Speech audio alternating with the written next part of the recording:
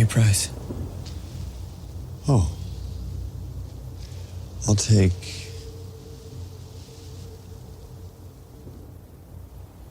your soul.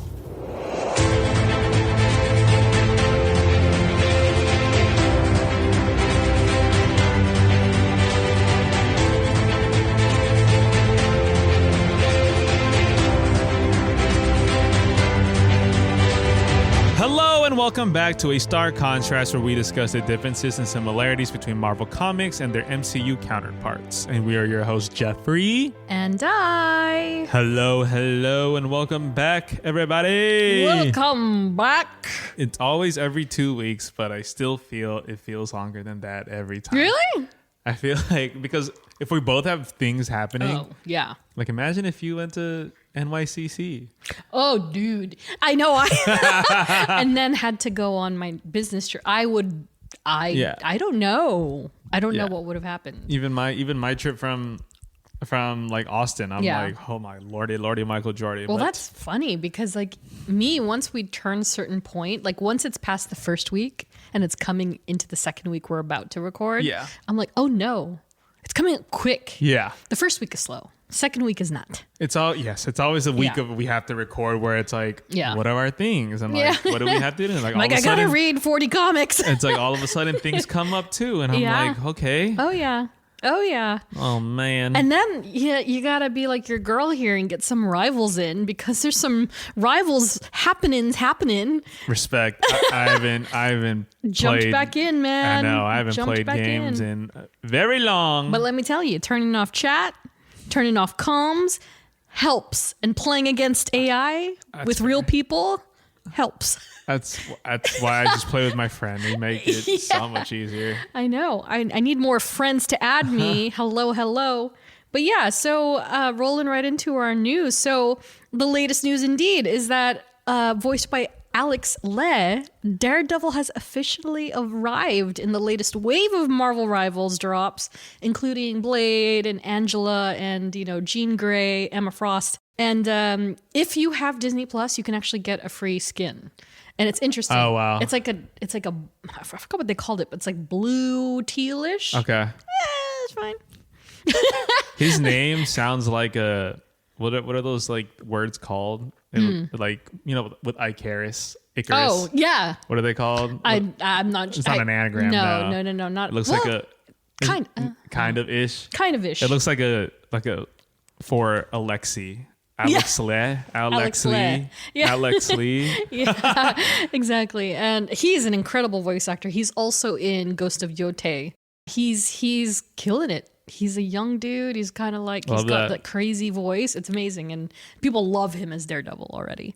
And like I was telling Jeff just as he walked in the door, I was like, dude, you can tell when people are fighghting in the lobby trying to be Daredevil. Yeah, trying to play him. And it's like, I haven't even touched him, not even in training yet. But hopefully after everything settles down.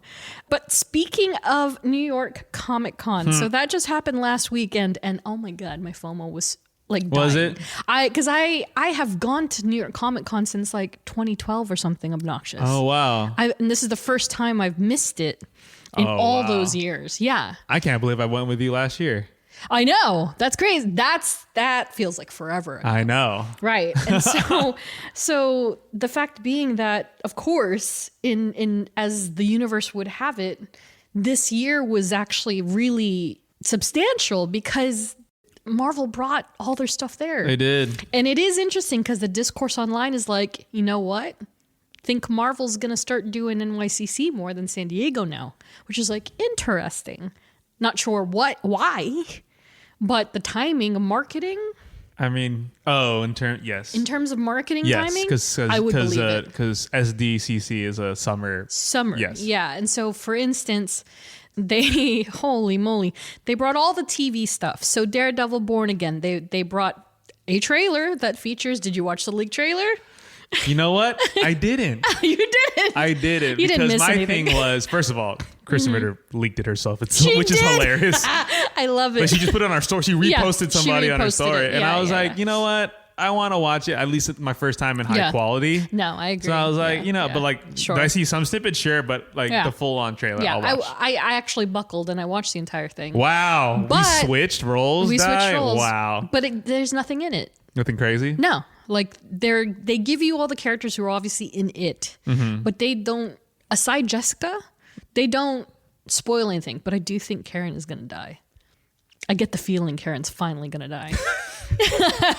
Yes, but also, I know. But yeah, so I'm thinking they're gonna release the trailer in a couple of months, maybe a month officially, but it looks great. And then Wonder Man. Speaking of marketing timing, so Wonder Man, for instance, comes out in December. So if the timing is correct as far as marketing goes, if Doomsday arrives next December, then New York Comic Con will be their marketing point. It'll be their marketing North Star. So it is possible that they could bring it there. But yeah, so Wonder Man, the full final trailer. Yes. We had the teaser trailer a week before, but Yaya and Sir Ben Kingsley came down for that. I didn't see any of the dialogue of the panel. I will say that much. So I didn't watch all of that stuff, but I did see some highlights roll through from some of the official accounts. Got it. So that's kind of cool. But yeah, definitely would have loved to have been there. And then, of course, Vision Quest with Paul. And it was confirmed that Ruri Malika will be portraying Tommy Maximoff, a.k.a. Speed, Billy's twin. And so there was a lot of hype around him for months now that he had gotten the role because they started following each other. And so anyway, he is officially confirmed. And apparently they did not show footage for that, right? They did. Did they? They did, but it wasn't like leaked like Daredevil. Sure. But there was like, there was human versions of all the AI.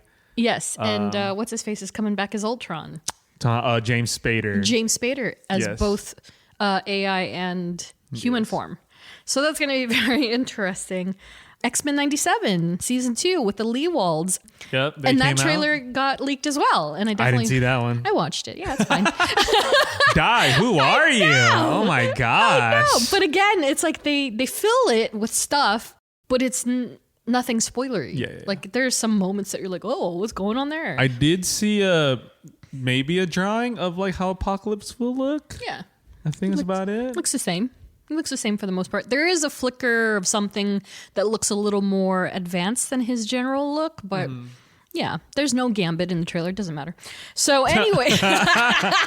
Rip. But yeah, he's not in it. Yeah, he's not there. So I was like, oh, well.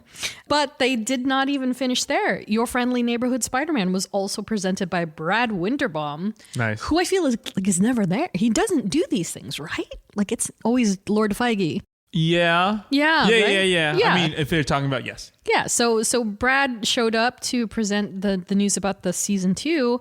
And he confirmed that we'll be seeing the symbiote in the next season. Ooh. So that's coming up next year. And so all of that is to say that Wonder Man arrives January 27th, 2026, which was moved from December for the record. Yeah. And then Daredevil Born Again season 2 arrives in March 2026. Oh, X-Men 97 season 2, summer 2026, which means that somewhere in between, before or after, Spider-Man 4 drops. So Brand New Day will be before or after X-Men season 2. Your Friendly Neighborhood Spider-Man season 2 arrives fall 2026. And then Vision Quest arrives simply next year. Probably the end of the year. Yeah. So it's interesting. It's like, oh, okay. I mean, 4 shows and 2 movies. Yep. That sounds about right. Yep, they checked all the boxes on that one. It's 1 show per quarter and then 2 big movies. Exactly right. They're dominating the year in a way that makes sense. And that's fine. And that's great. This is what we've been like preaching and talking about, like for you. Even since like 2022 2021 when we were like, they're releasing a lot of stuff. Yeah, they were just pushing out those babies, but now they've kind of slowed down. They've reevaluated.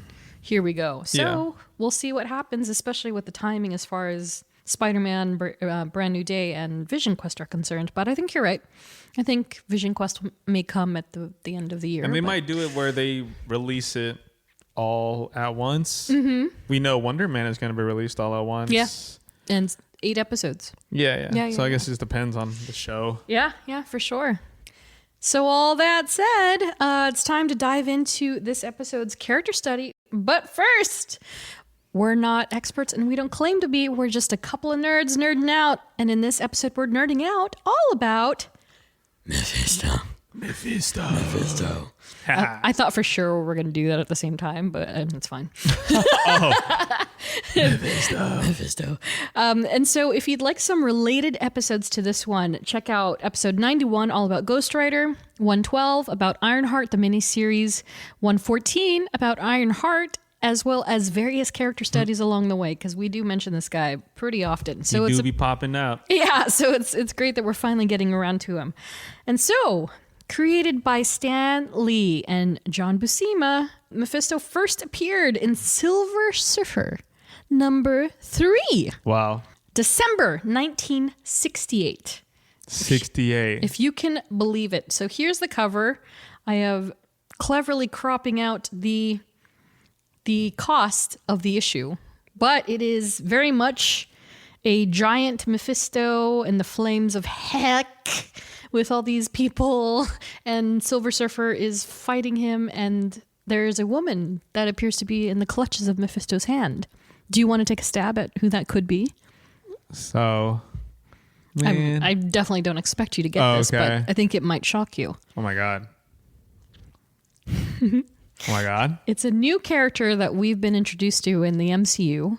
Her name is Shala Bal. Oh. So it's a black-haired Shala Bal. The human version. That is the human version. Yes. Yes, in the clutches of Mephisto. And the title says, The Power and the Prize. So, 1968.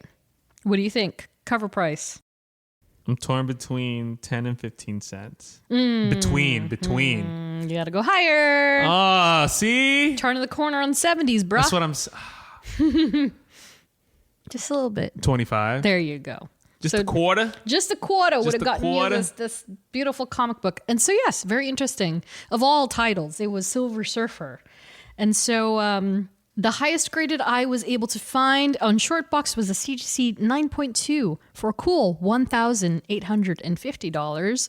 On eBay, CGC signature signed 9.4, $18,000 signed by Stan. Regular 9.6 goes for $12,000. So obviously the people on eBay are smoking because that is 10 times much. It's for his appearance in it? For the first appearance. First appearance? Yeah. And That's interesting. It's very interesting. It's only 0.2% higher in the grade, for at least for the Stan one. And I understand Stan Lee's signature is worth something to a lot of people. I mean, yeah. But 10 times as much as a regular copy is kind of crazy.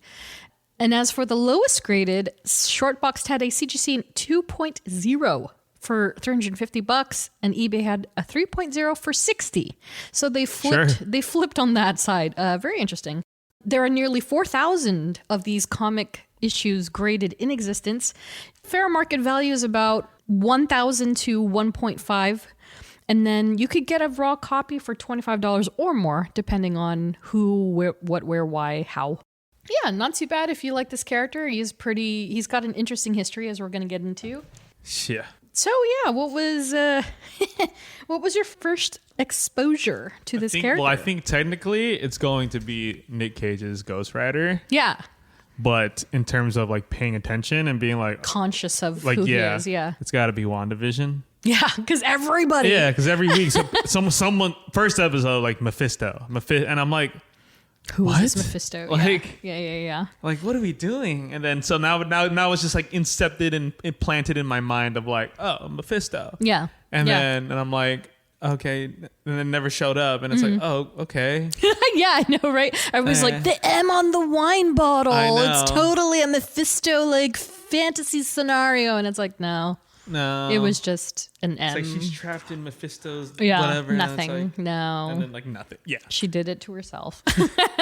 That's fair. And it makes sense because I think that's how a lot of people may have been introduced to him at first, especially if you don't play the games, you don't watch the shows or any of that, and you're solely like an MCU person. That would have been the starting point if you're a part of those conversations. Yeah. For me, when I was a tiny tot, I used to do the thing where I would collect comics purely based on their covers. Okay. I mean, yeah. 100%. And so in my Rogue phase, I bought this comic, I think it was called Mephisto and the X-Men. Wow. And it had Mephisto kissing Rogue on the cover as all the X-Men were like, wow, what the? Like, how is that possible? Yeah. And I don't even remember the context of the premise of the issue or the series itself. I just had it. And so that's how I came to know him. And then I started realizing more and more and noticing more and more he was popping up and stuff. Yeah. And I was like, oh, he's the devil. And that's it. And of course, the trading cards. And he's always depicted in the same way that you're going to familiarize yourself with, where he's very demonic. Yes. He's basically the capital D devil, but he isn't, as we'll get into. And so before we get to his origin in the comics, in the mini book, height for your enjoyment, a cheeky 6'6" tall. That guy needs to be in the NBA. What's he doing? 310 pounds. Oh my God. So he's very bulky. And then as for his Big boy. Yeah, personal bio, the devil, you say?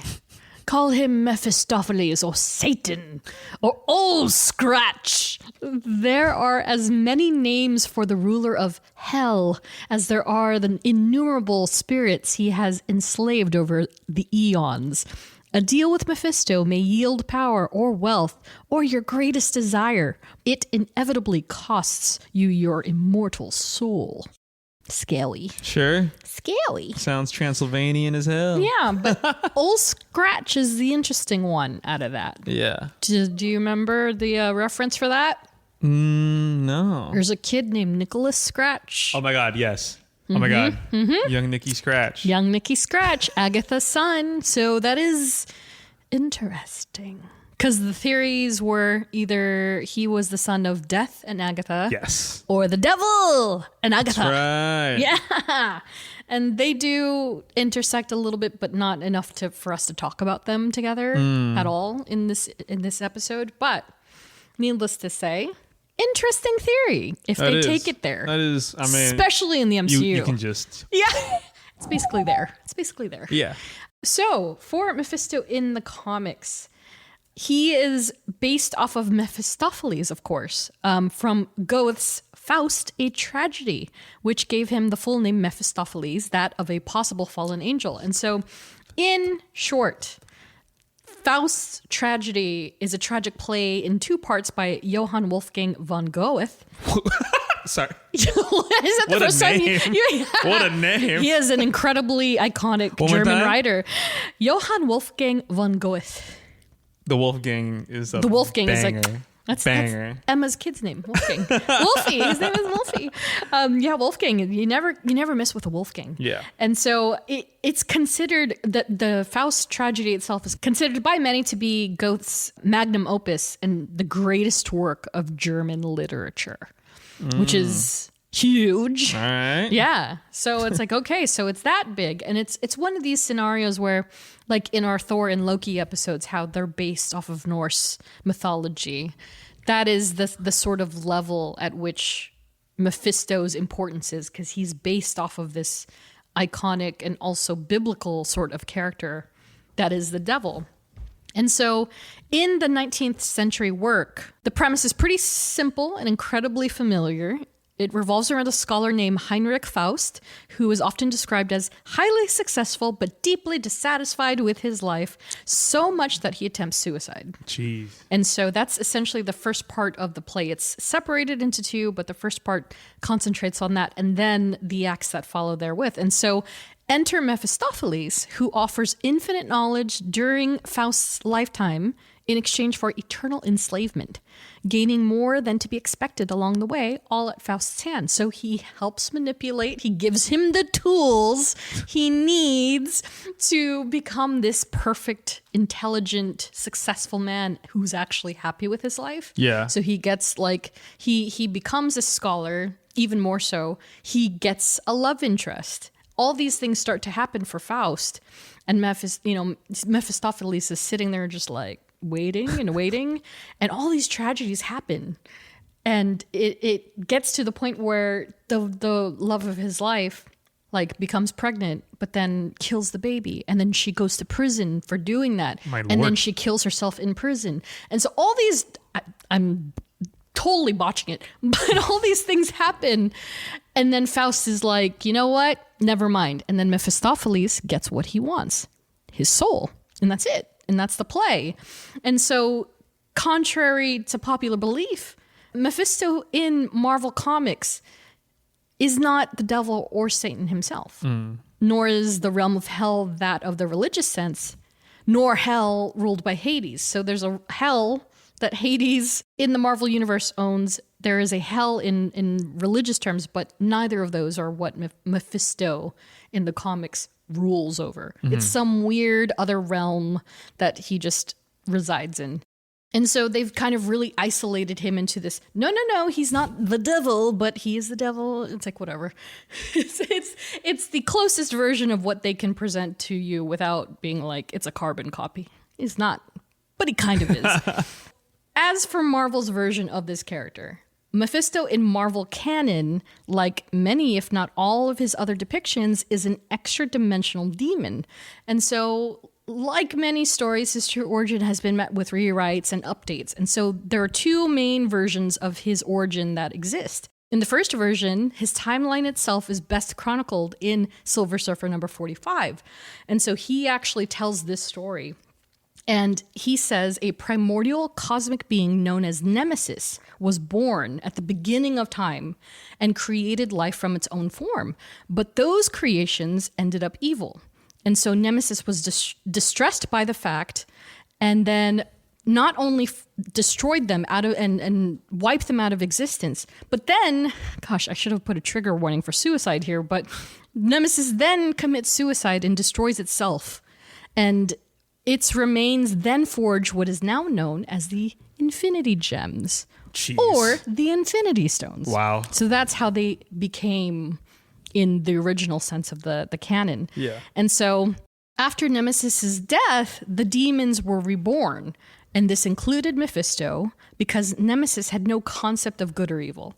So they were they wouldn't know to not allow them to be reborn because what is good and what is evil to a being that has no concept, sense of like what that is. Yeah, they have no sense of it at all. And so it all came with one important caveat, and it was that the power of the stones was forbidden to all of those beings. So they cannot contain or possess or come to claim any of the gems and or what they power what their so much sense. Yeah, and it's like, thank goodness, because that's a contingency plan if I heard one.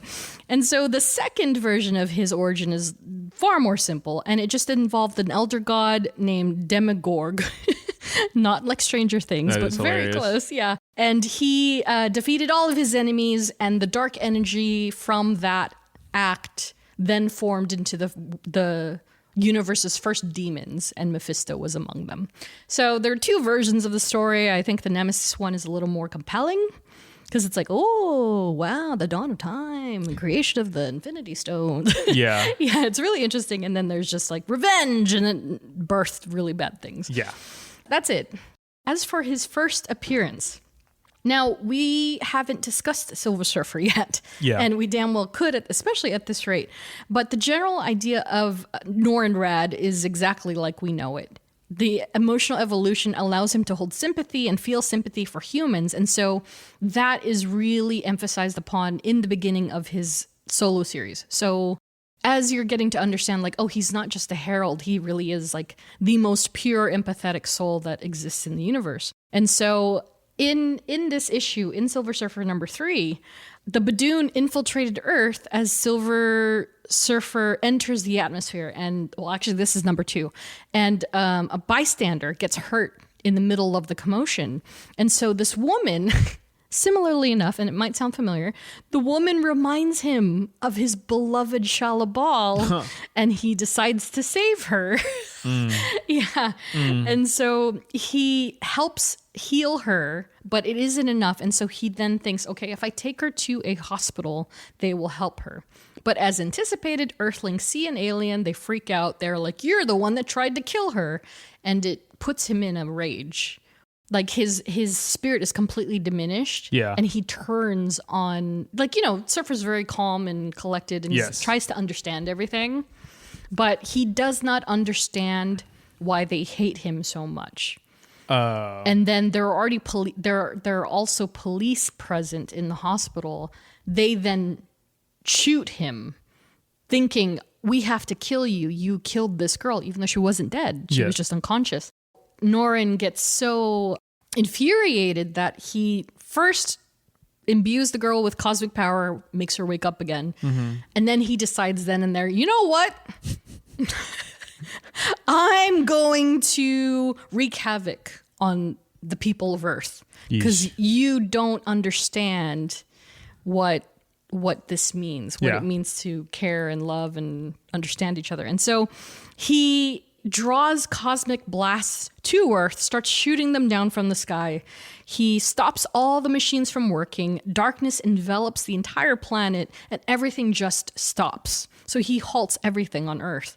And so that very moment alone gains the attention of a crafty demon in his realm. And that's when we get our first true vision of Mephisto, who ultimately seeks Armageddon through hostility of human souls and their eternal damnation.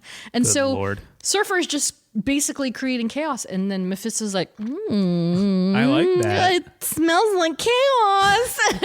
And so we see him on his throne, and he's just very much the devil. Yeah. He's got the cape. He's got the little hair looking like horns. Oh, Yeah, very demonic looking. And so it gains his attention, and he immediately decides to investigate. He wants to see what is this power that is drawing him. What's funny about this is that even after acknowledging Surfer's strife, Mephisto recognizes he's more than a mere human. He's like, you're not of Earth, you're from somewhere else. But that he's also goodness of soul and purity of spirit. That is what tells Mephisto, he's like, you're powerful, you're good, and you're pure. You have to die. And so he decides he's competition. He's basically the angel to Mephisto's devil. Therefore, he should not exist. And so as Mephisto does, he goes to the root of the Surfer's potential weaknesses. And in this particular era, that happened to be Shalabal. And so Shalabal was still a human that lived on their planet Zenla. And so Surfer had given up his humanity on that planet to become the herald, leaving Shala behind. And so they were essentially galaxies away from each other. And so Mephisto's like, well, if I can't kill him, I can most certainly try to lure her and lure him. And he's doing these things that, again, sound the tropes are very familiar. Yeah. We'll get into the whole, again, Shalabal and Surfer, they are definitely worth an episode, if not two on their own. So we'll talk about them later, just not so much in this episode. As it is, Mephisto decides to then use Shala as bait in his quest to destroy the Surfer from existence, or at least make him his servant for all of eternity. And so Mephisto does what he does best, and he attempts to bargain with the Surfer. Jeez. But if we've learned anything about him, he's not all that swayed by trivial trinkets and the materialistic. Surfer does not care for things like that. He is more of purity, goodness, even though he gets planets for Galactus to eat. but you know what I mean. So Mephisto even says, like, what if I get you 3 women in replacement of Shalabal? And he's like, no, it's not what I want. Yeah. Mephisto realizes he's failing, and Surfer's love for Shala prevails and ensures his survival each and every time. Mephisto even then reduces Surfer down to a single iota. He quite literally takes him and pinches him down into a tiny, tiny thing, and he absorbs him into his own mind. So Mephisto has Surfer in his consciousness, and it still doesn't work. Surfer's purity is too strong, and it works on Mephisto like holy water. So imagine, if you will, Surfer is so powerful in every which way, it primes him to be a main adversary for Mephisto, just purely based on the fact that he's so good. Yeah. And it almost destroys him. And so in the end, Surfer manages to turn the tables on Mephisto and his offering, refusing to become an eternal servant. And as punishment, Mephisto then sends Shala back to Zenla. And so they kind of reverse psychology to him. They're like, oh, well, take my hand and I'll save you. And then Mephisto's like, oh, you can't be together as long as I exist. And then he sends Shala Ball back. Oh my gosh. So in sacrificing being with her in that moment, he saved her life. Surfer did. And so Mephisto thought he got the upper hand, but he's just, not that smart after all. And then Mephisto then casted Surfer out of his realm and then back to Earth. And he just does the thing that all of the villains do. It's like, today you get away, but one day I will get you and you will cease to exist. We will see each other again. Yeah, exactly. And he's just tossing his cape as he turns around. Yeah. So that's it. And so that ends up being the entire appearance of Mephisto, his first appearance. And so it is, again, very tropey, devil, I'm going to make bargains. I want souls. I love chaos. That is it. Yeah. Not so crazy. Kind of left it at that. They all just kind of run away at the end. Like, another day. I don't know why he sounds like that in my head, but yeah. So that brings us to the cinematic version, Mephistopheles, aka Mephisto, portrayed by Sacha Baron Cohen, first portrayed by Peter Fonda in Ghost Rider, and then Ciarán Hinds in Spirit of Vengeance. Not to rewind and recover everything we've talked about him so far, but no true origin has been given to any of the versions in live action. They very much say the same thing, that he's the devil or he's representational of Satan.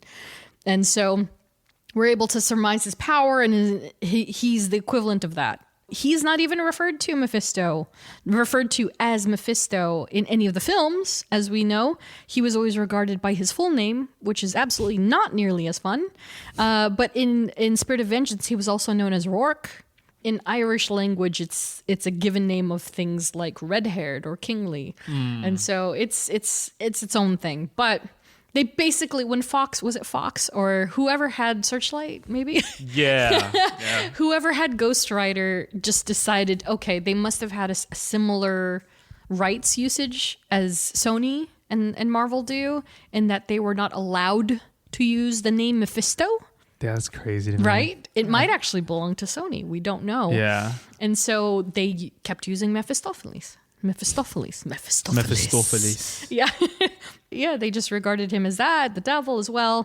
And so he just bargained. He was a bargainer in all those films, even against his own son, Blackheart, who we'll talk about just a little bit more later on down the line. But as far as MCU proper is concerned, Mephisto cleverly manipulated Parker Robbins in the Ironheart miniseries and many unnamed others into doing his bidding, granting the power of the Hood to Parker to carry out his bidding to some extent, sort of, kind of. Because I guess it's kind of like, you think about it like, oh, what would Mephisto gain from someone like Parker Robbins aside the one soul? And it's like, well, if Parker and his gang are like out there offing people left and right, Mephisto gets all those yummy souls for himself. So I mean, I never really think about it like that. Yeah, he gets them all. And so he and Death have a lot in common. And then, of course, later in the series, or at the end of the series, really, he tempted Riri in the same manner and resurrected Natalie, her best friend, while the Ironheart suit now dons the hood,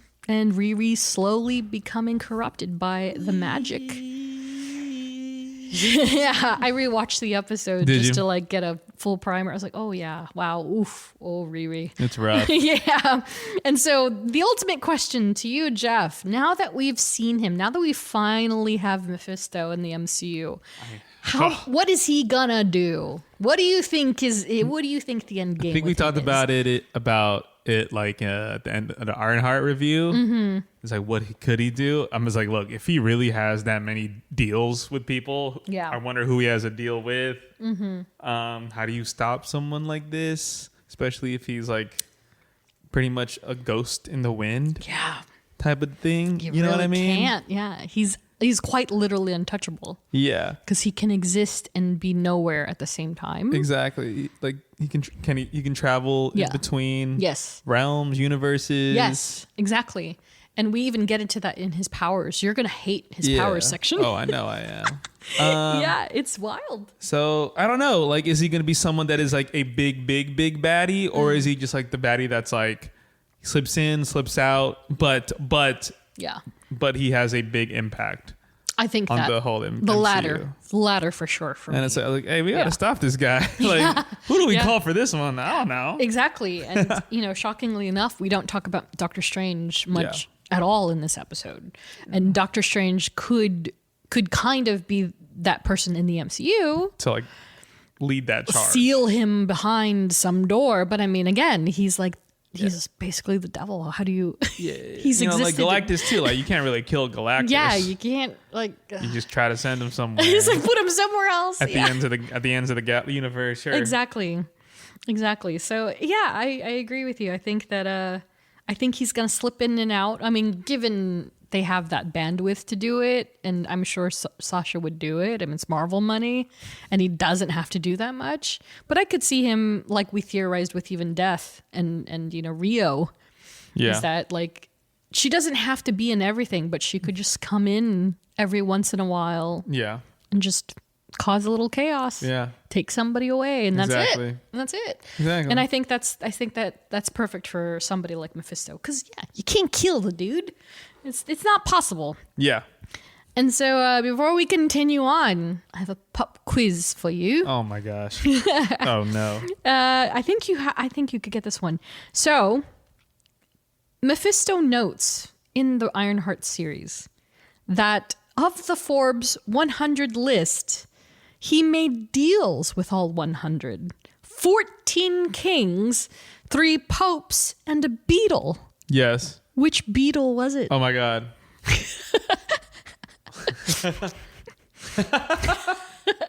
Thought you were gonna ask me a numbers question. No. Oh God. Ringo. Yes. Ringo. Ding, ding, ding, ding, ding. That's funny. Yeah. So he made a deal with Ringo Starr in MCU canon. Yeah. And so, fun fact: in the comics, Ringo attended the wedding of Reed Richards and Sue Storm. Wow. And was also impersonated by a Skrull, along with the rest of the Beatles once upon a time. So the Beatles are canon in Marvel Comics. And now MCU. Which is funny. Crazy. Yeah, I don't know why. I'm not sure what's going on there, but it's happening. So as far as aesthetic is concerned, it's kind of like what we just described not too long ago. Yeah, he is just bathed in crimson, and he has devilish satanic attributes, and that's about it. That's about it. And so the Ironheart miniseries costume designer was Terrence Harris, even though he did not really have much of a costume in the series, but he did have some swanky suits. I kind of did some deep diving, and I was like, why does he wear what he's wearing in the show? Because he has this elaborate blazer at one point, and I was trying to see like, oh, does that mean anything? Couldn't find anything. Then when he's talking to Riri, he has this very interesting like abstract art shirt. Couldn't find anything either. So I think he's just well dressed as far as the MCU is concerned. But multiple FX houses, including ILM, may have contributed to the demonic form that we see just a flicker of in the Ironheart series, in the reflection of the spoon.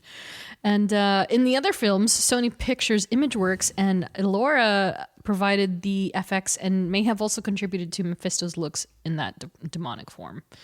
So yeah, we have not yet seen him in full, but I think we'll get it eventually. And like I told you, Jeff, he is a dead ringer for that character.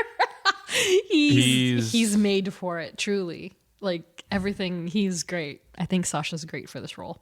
Alrighty. Yeah, I'm excited to see him play it, especially in like its true in Mephisto's true form. Right, exactly. And so, powers and paraphernalia. Again, you're going to hate this, Jeff. Holy. And so, here we go with the list. Superhuman strength, speed, stamina, invulnerability, immortality, regeneration, magic, which includes dreamwalking, energy projection, hellfire generation and projection, breath, heat generation, fire immunity, as well as illusions, matter manipulation, precognition, summoning, telekinesis, telepathy, and thereby memory erasure, teleportation, time manipulation, reversal and stopping, appearance alteration, animal form or size, necromancy, which he can manipulate a human soul, but they have to be willing, including resurrection, power bestowal, reality warping, deals and bets, penance stare immunity, particularly against Ghost Rider, cosmic awareness, where he can see into the infinite realities, dimensional entrapment, and avatar creation. So like everything. So so basically the Scarlet Witch can defeat him. You think? I feel like. Yeah. Or at least compete. With chaos magic. If you put Wanda and Strange together, maybe with Clea. Oh yeah. I think they've got a good edge with her. Yeah. Yeah, that just sounds... Put Charlize Theron to work. Yeah. She needs the money. Yeah, right. What is that? Like what? Yeah, what? He is basically a god. Like what? Like what's the point? You know, satanic god. Yeah. Oh my gosh. Yeah, exactly. Yeah. So that's him. And so, while on the MCU side, it feels like he absolutely could render most of those things, though it only looks like we've only seen or been made privy to his immortality. That's it. Where he was like, Shakespeare's a twat.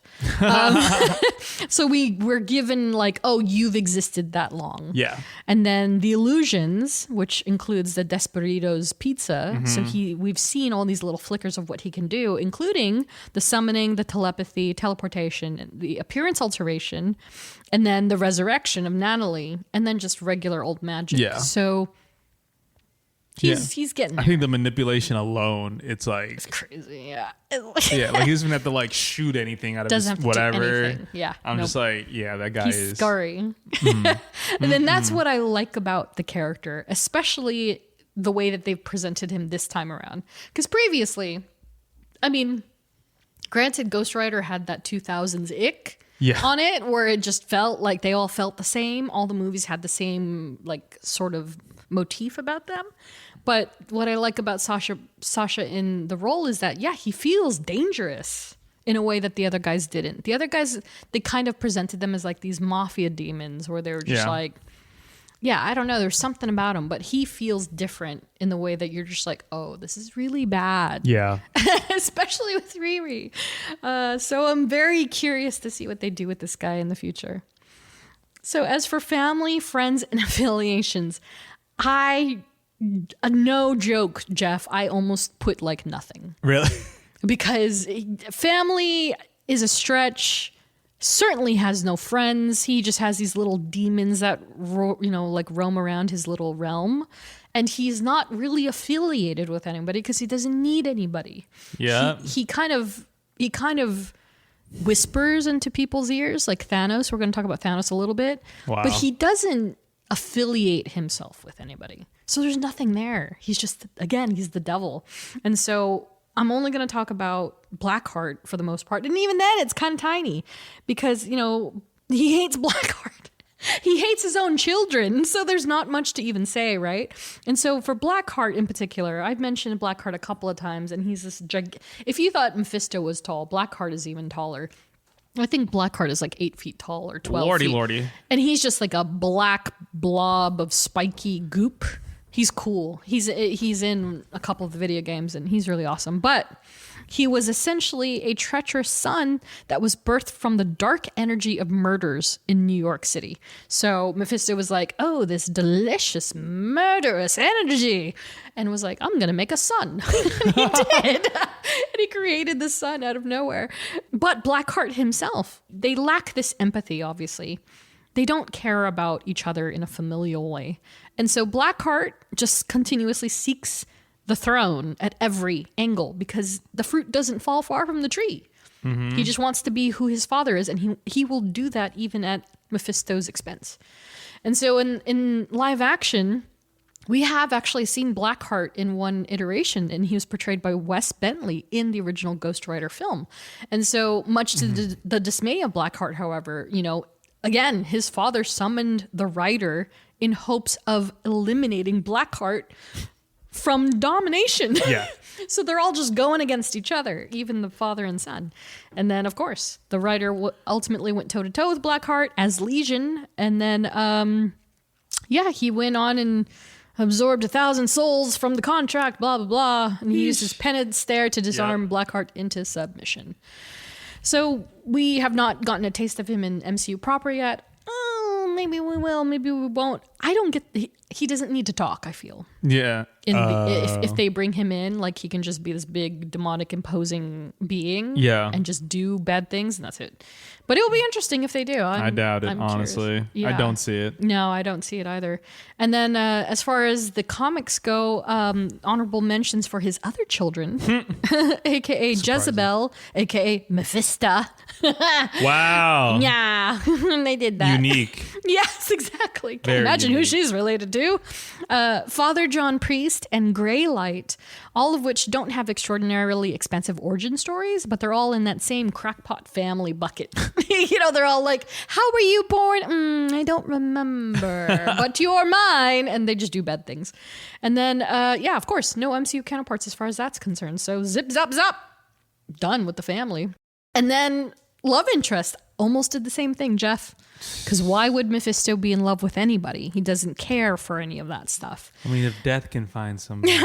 I know. The fact that death is even capable of falling for somebody is incredible to me. Mm-hmm. Because let's be real, Mephisto just wants to collect souls. And he just wants to enslave both human and extraterrestrials on Earth as well. So case in point with the Silver Surfer. But I will mention one love interest here, though their story is as simplified as humanly possible, because it's going to sound very familiar to you. There's this character. Her name is Lilith. Mm-hmm. And so in the Garden of Eden, here is the page. Lilith was present with Adam when God began to create his perfect domain. Wow, they really covered everything in the comics. They really did. And in that domain, Lilith bore Adam's children, aka these demons who were meant to rule and run the earthly world. And so God was like, oh, no, you're not going to do this. And so he sent the angels down to basically kill all the demon babies. Oh my God. Which he did. And then it's thereafter that God sent Lilith back to her intended consort, who is Mephisto, and then created Eve from Adam's rib because she was a better match for him and more malleable, as Lilith says. But with Mephisto and Lilith together, they then decide, well, we're going to get revenge on God and his little realm. And so they pair up to become the snake and the goat that then tempt Adam to bite the apple. And that's how it all came to be. And so from that moment on, Lilith suggests in her narration that Mephisto's lust for manipulating humans and collecting their souls, that's the starting point. So he was like whatever about it before. He was just like, I'm a demon. And then after Adam and Eve, he was like, this is compelling. And then the more he did it, the less he cared about her being part of the equation. Uh-huh. And then he was just like, out of my realm. Be gone, woman. Be gone, witch. Yeah, exactly.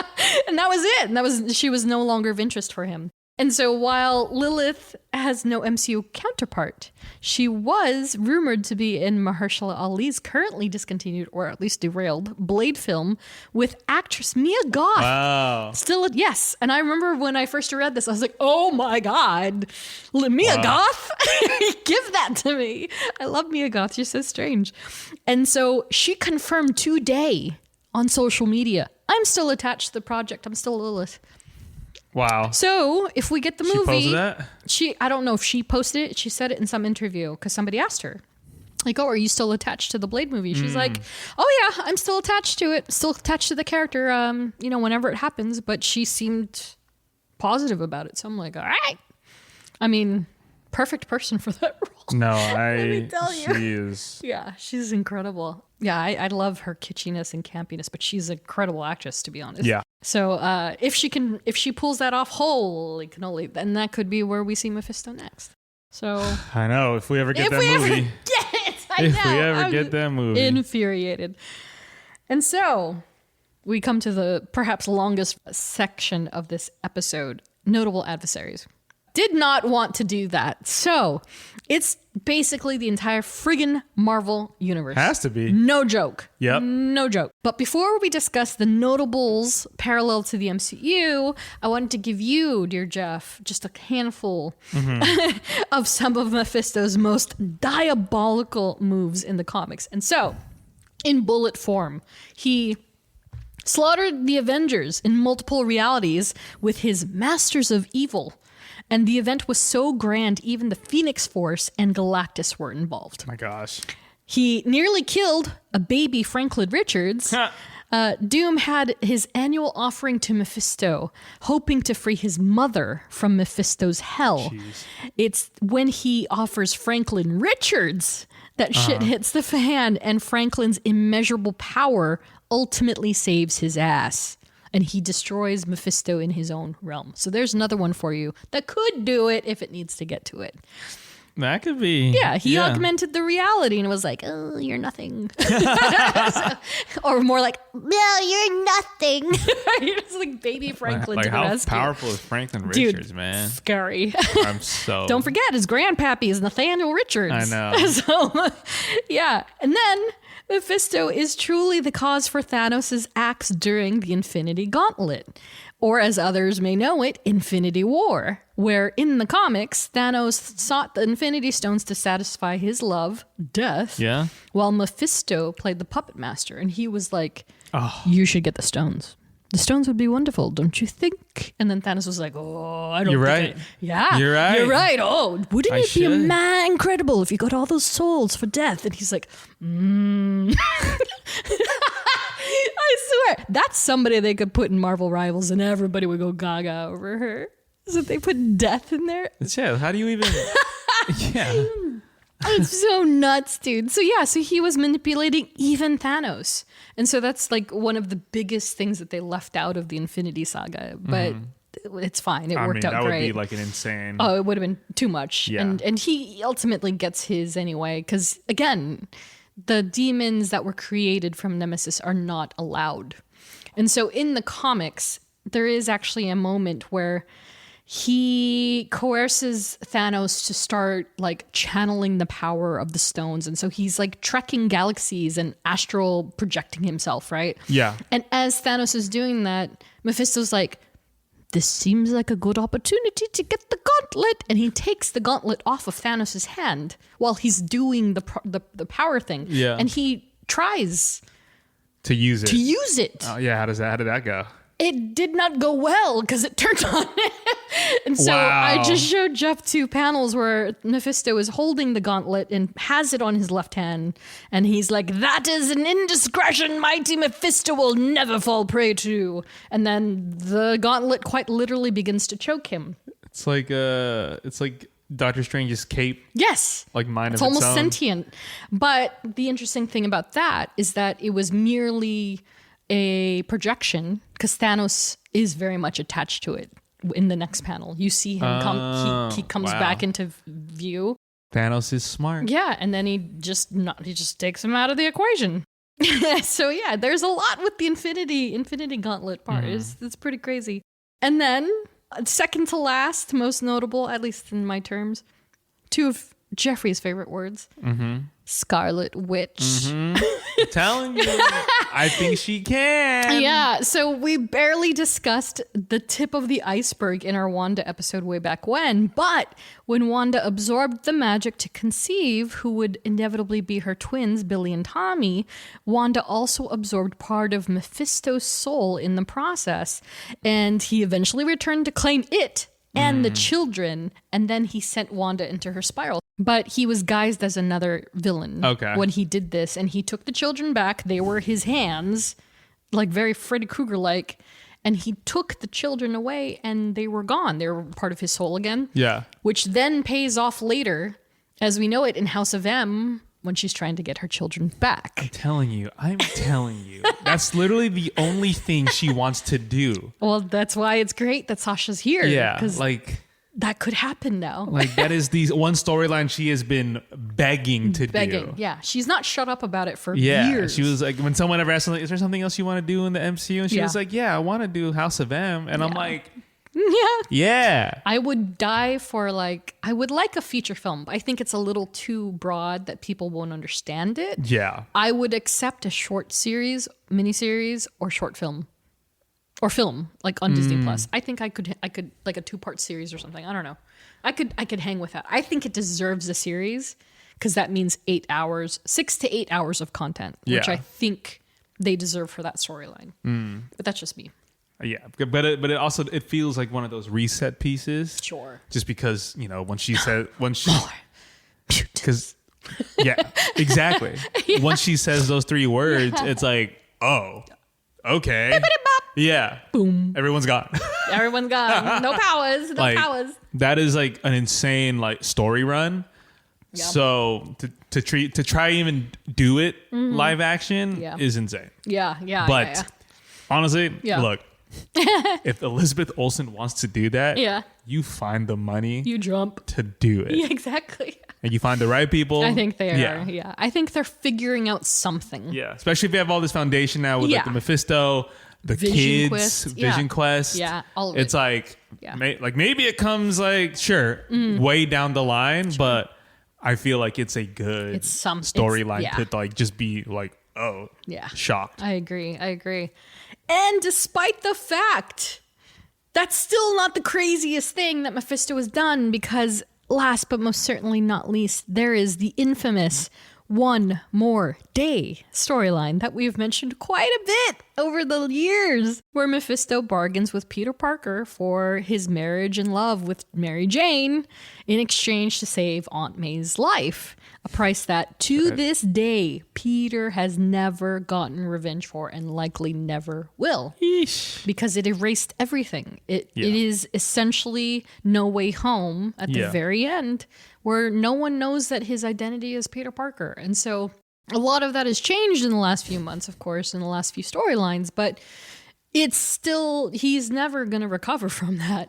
And what if that happens? It's basically there. It's basically there. So, I mean, the freaking movie's called Brand New Day, which comes after One More Day. So, speculate all you want, friends. Man. Yeah. That's why these homage movie titles are dangerous. Because Civil War, everybody's like, oh my God, Civil War, what? I mean, I was like, that's a 1-to-1. Yeah, it did pretty nail. Yeah, they changed the topic a little bit, but the Sokovia Accords is the same as the Mutant Accords. And so Civil War was one, Infinity War is another one. Secret Wars, Doomsday, and Brand New Day. So, so we'll see how far it goes, but Mephisto could very well pop up in that Spider-Man film. But we'll see. So now, as far as live action goes, as with Mephisto's adversaries, we've only seen him engage with 2 heroes in particular. And so, of course, one of them is Johnny Blaze, aka Ghost Rider. Mephisto and the writer itself as an entity go as far back as 1 million BC, where he changed a mammoth riding tribesman into the first writer.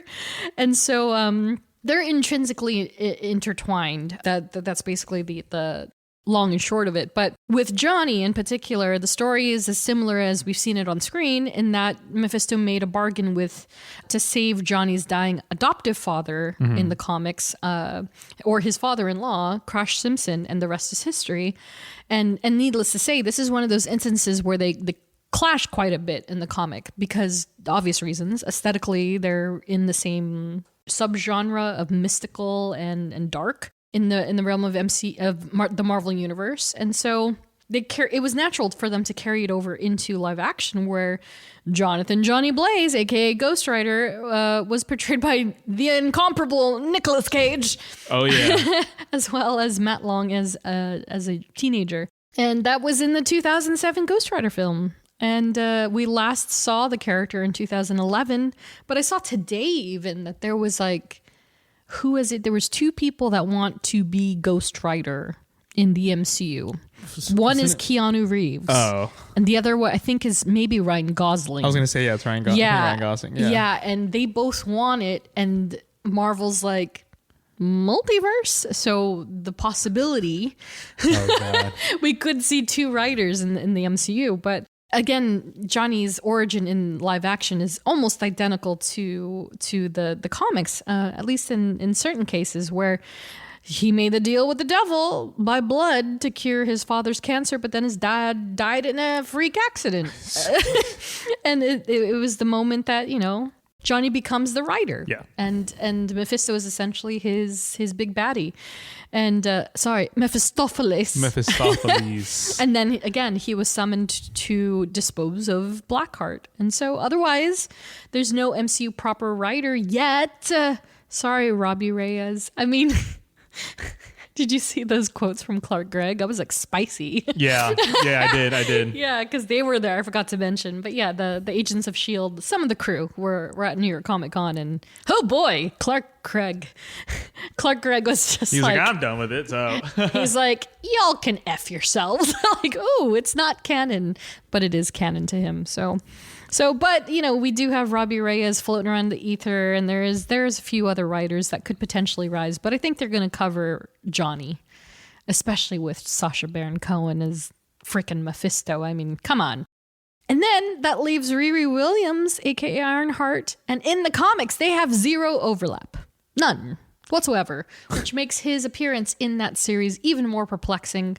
But you know what? It worked for the storyline that they crafted, so not even going to complain. Whereas Riri Williams in live action portrayed by Dominique Thorne, as well as Elise Elna Lewis as a child. And we got to know her in Black Panther, Wakanda Forever. And she was actually last seen in Marvel Zombies. So that's pretty rad. Oh, yeah. And so, yeah, we discussed it a bit up top. One way or another, we're gonna have to resolve Riri and the magic and the hood and all that stuff. I don't know when, and I don't know where they're going to do that. But yeah. I mean, who knows? Yeah, and there's been no announcements or word about Ironheart season 2 or another mini of some sort. But yeah, so they've got something floating in the ether. They got some stuff to tighten up. Yeah, tighten up, figure out. Yeah. See what you want to kind of continue. Yeah, exactly. Start new. Exactly. So we shall see. And so that brings us to could not find anything. I feel like Sasha was there. They were like, you know what? Who would be fun? Sacha Baron Cohen. And they just got him. Yeah.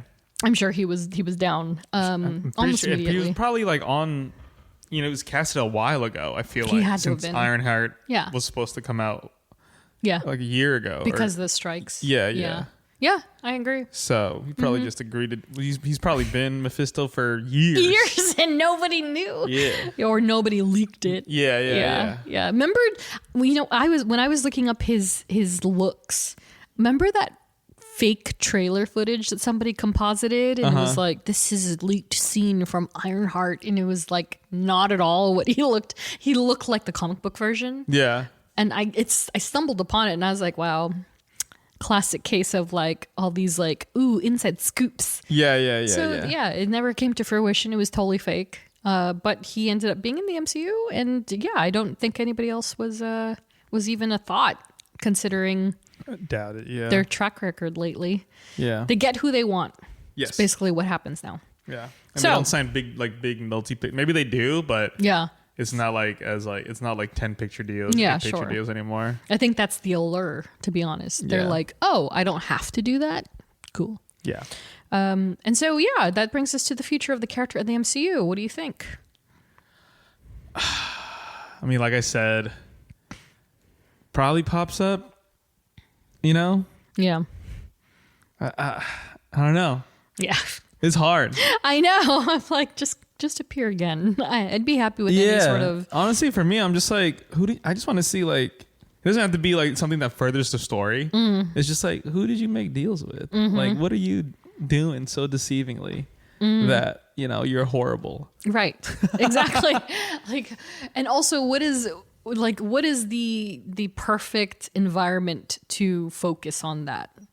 Yeah. And it's so broad, right? Like, oh, you don't have to make a demonic, satanic movie to expand on that. Like, he literally can pop up anywhere. So, honestly, I feel like, I don't know. I feel like the Franklin Richards thing is a huge possibility. Like, they're starting off in a different universe that's not the main MCU timeline. Yeah.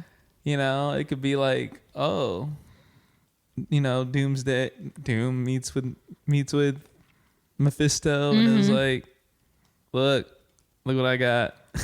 Exactly. And then it's like, oh my God, no way, super baby. I know. I'm like, they have to be careful with that because like they have so many things going. Like, oh, that makes him too powerful, and then he becomes the enemy, which he kind of does in the future, but not now. Yeah. So also, what a long game to play if you're going to see that the baby is going to become the ultimate baddie when he's like 200 years old. You know what I mean? Like, I know. Nobody really wants that. Like, it's cool in comics because it's comics. Yeah.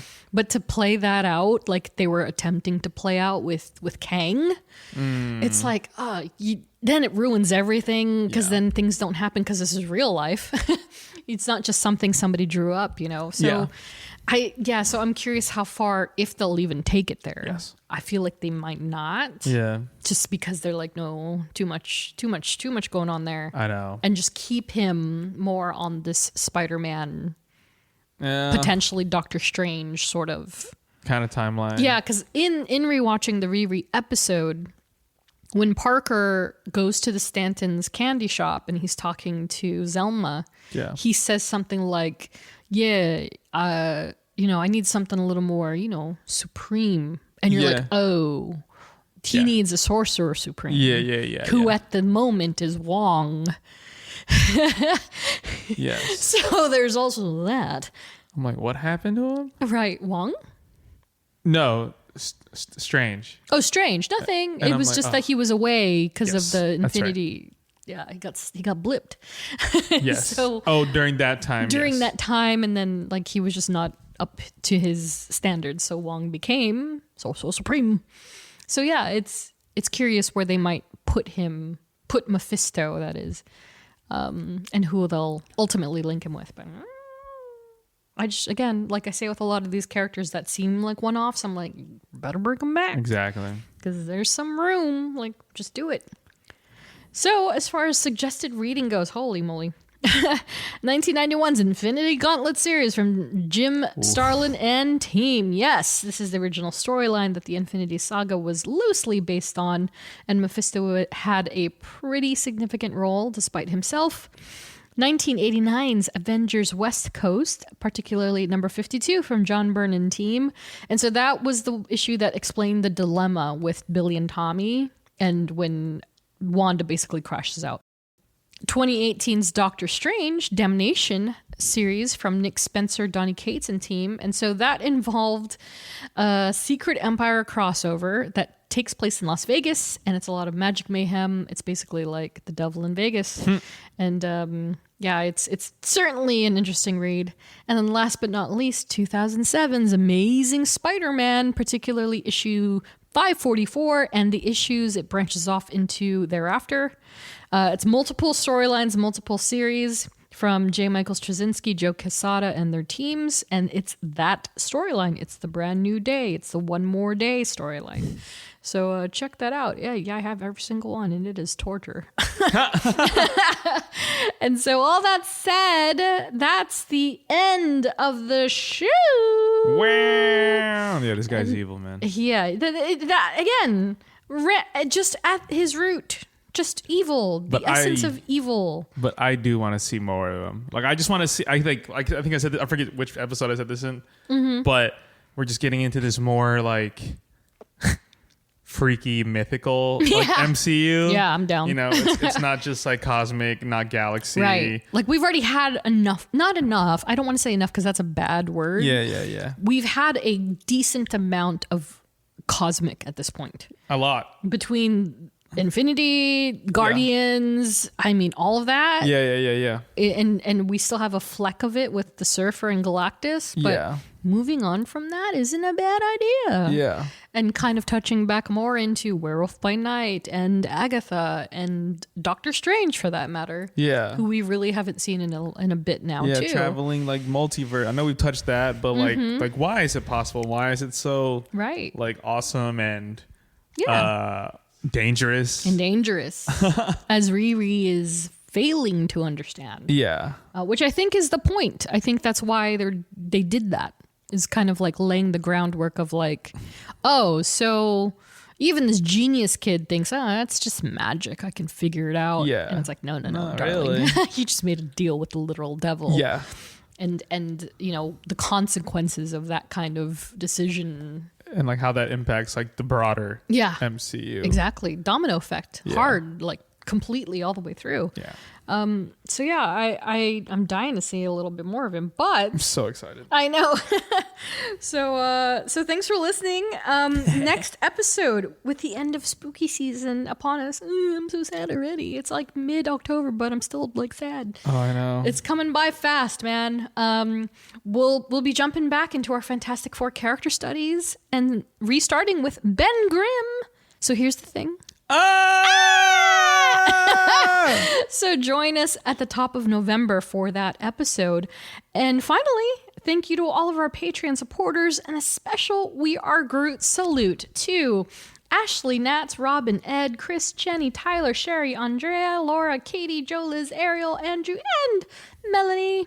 Follow us on social, STRKCNTRST. And if you experienced ads during this episode, you can also unlock an ad-free version of this podcast by supporting us on Patreon. If you like what you hear, review, rate, and subscribe. Once again, thanks for listening. We will catch y'all in the next one. See you later. Bye. Bye. But I like you, Riri, so you can call me Mephisto.